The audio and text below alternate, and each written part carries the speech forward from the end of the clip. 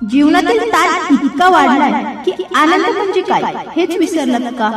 स्वामी समर्थ आपल्याला काय उपाय सांगतायत ते पाहूया. नमस्कार स्वामी भक्तांनो. आज प्रत्येक माणूस बाहेरून हसताना दिसतो, पण आतून तो तुटलेला आहे. चेहऱ्यावर हसू आहे, पण मनाला ताण आहे. घर आहे, पैसा आहे, लोकही आहेत, पण शांती नाही. कधी कधी इतका ताण वाढतो ना की माणूस विसरूनच जातो की आनंद म्हणजे नक्की काय, मनशांती म्हणजे काय, समाधान म्हणजे काय. आणि अशा वेळी स्वामी समर्थ आपल्याला एक सोपा आणि साधा मार्ग दाखवतात, तो म्हणजे कृतज्ञता, ग्रॅटिट्यूड. आजचा माणूस एवढा तणावात असतो ना की प्रत्येकाला शांतता हवी असते. आज प्रत्येक जण धावत आहे, पण शांतता मात्र मिळत नाही. कोणी पैशासाठी धावते, कोणी नोकरीसाठी, कोणी नातेसंबंध वाचवण्यासाठी, तर कोणी स्वतःला सिद्ध करण्यासाठी. वेगवेगळी कारणे असतात. सगळे काही ना काही मिळवण्याच्या शर्यतीत लागलेले आहे. पण एक प्रश्न स्वतःला कधी विचारलाय का, जे आहे त्याबद्दल आपण कधी आनंद मानतो का?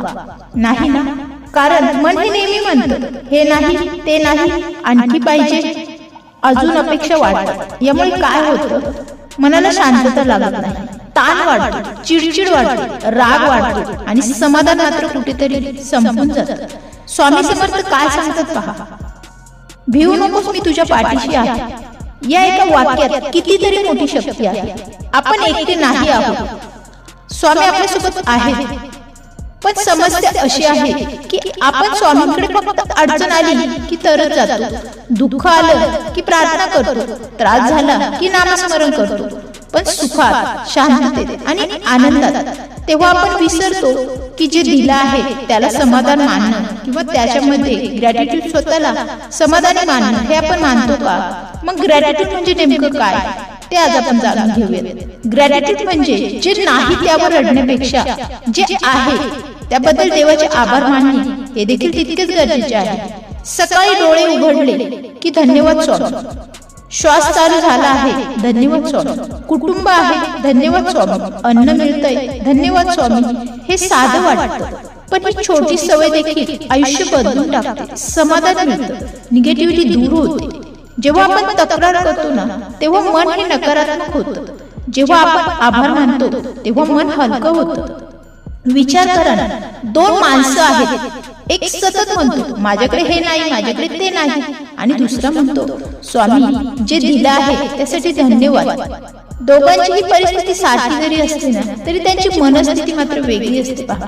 कारण आनंद हा परिस्थितीत नसतो, आनंद हा मनस्थितीत असतो. एक छोटीशी कथा पाहूया. एक भक्त जो रोज स्वामी समर्थांकडे जायचा, रोज एकच तक्रार, स्वामी माझ्याकडे हे नाही, स्वामी माझं जीवन कठीण आहे, स्वामी मला अजून खूप काही पाहिजे आहे. एक दिवस स्वामी शांतपणे म्हणाले, तुला जे दिलं आहे ना त्याची किंमत तुला कधी समजली? भक्त गप्प झाला. कारण खरंच आपण जे नाही त्याकडेच लक्ष देतो, पण जे आहे त्याचं मूल्य कधी जाणतो का? आज आपल्याकडे काय आहे थोडा विचार करा ना.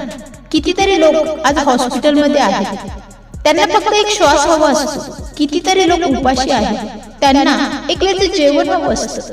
कितीतरी लोक एकटे आहेत, त्यांना फक्त कोणीतरी आपलं म्हणणारं हवं असतं.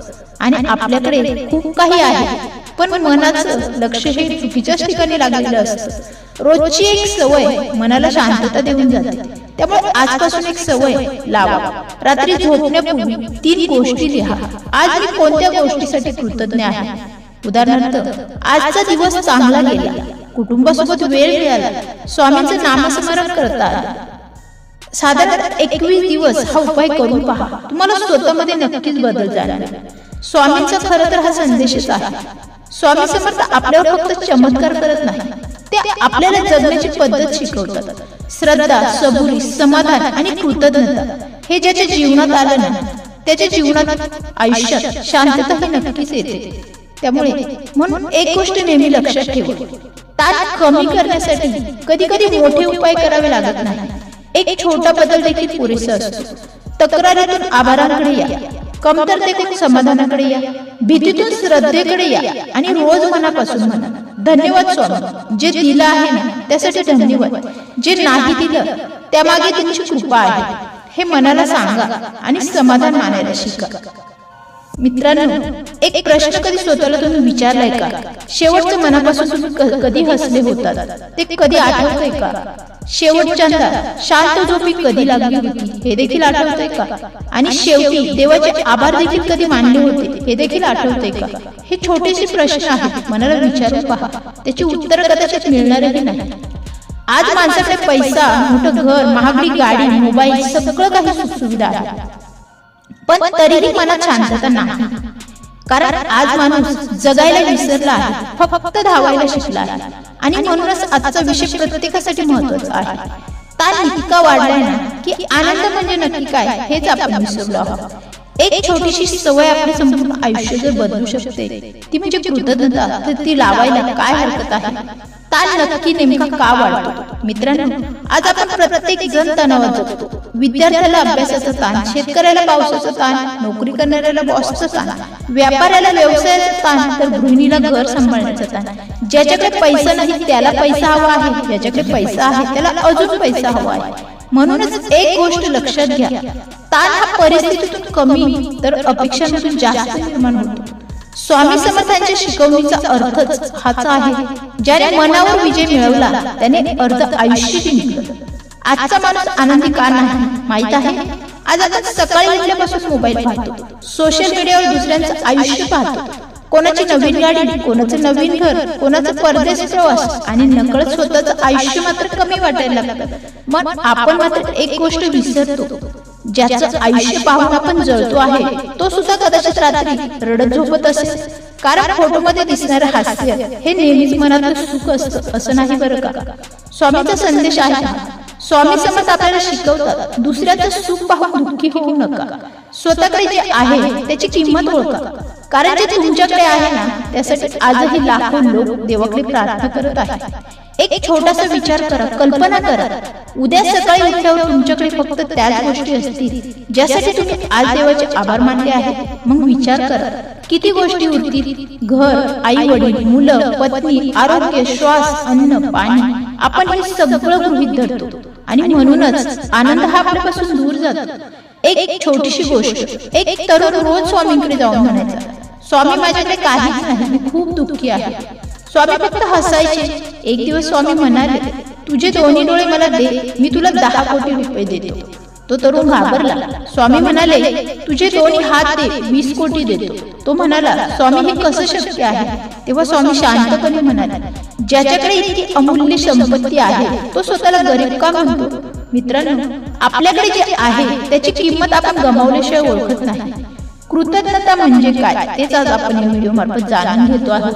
कृतज्ञता म्हणजे फक्त थँक्यू म्हणणं नाही बरं का.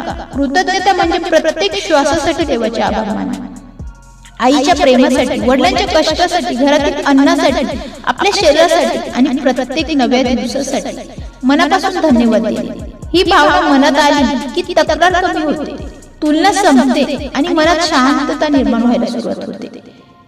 मित्रांनो, आजपासून एक छोटासा प्रयोग करा. रात्री झोपण्यापूर्वी डोळे बंद करा आणि स्वतःला विचारा, आज देवाने मला कोणत्या 5 गोष्टी दिल्या ज्यासाठी मी कृतज्ञ आहे. विश्वास ठेवा, ही छोटी सवय तुमचा विचार बदलून टाकेल. आणि विचार बदलताना की आयुष्य बदलायला वेळ लागत नाही, पण ही कृतज्ञतेची सवय एका माणसाचं आयुष्य कसं बदलून गेली त्याची मनाला स्पर्श करणारी कथा आपण पुढच्या भागात नक्की ऐकणार आहोत. त्यामुळे नक्की पुढचा भाग पहा. स्वामी समर्थ आपल्याला जगण्याची कला शिकवतात, त्याच्यामुळे पुढच्या भागात नक्कीच तुम्हाला कृतज्ञतेची सवय माणसाला कशी बदलू शकते त्या कथेमार्फत तुम्हाला सांगणार आहे. श्री स्वामी समर्थ. व्हिडिओ आवडला असेल तर व्हिडिओला लाईक करा, चॅनलवर नवीन असेल तर चॅनलला सबस्क्राईब देखील करा. कारण की तुमच्या या छोट्याशा सहकार्याने देखील कोणाच्या तरी चेहऱ्यावरचा आनंद हा फुलून येणार असतो. त्यामुळे श्री स्वामी समर्थ. जय जय स्वामी समर्थ.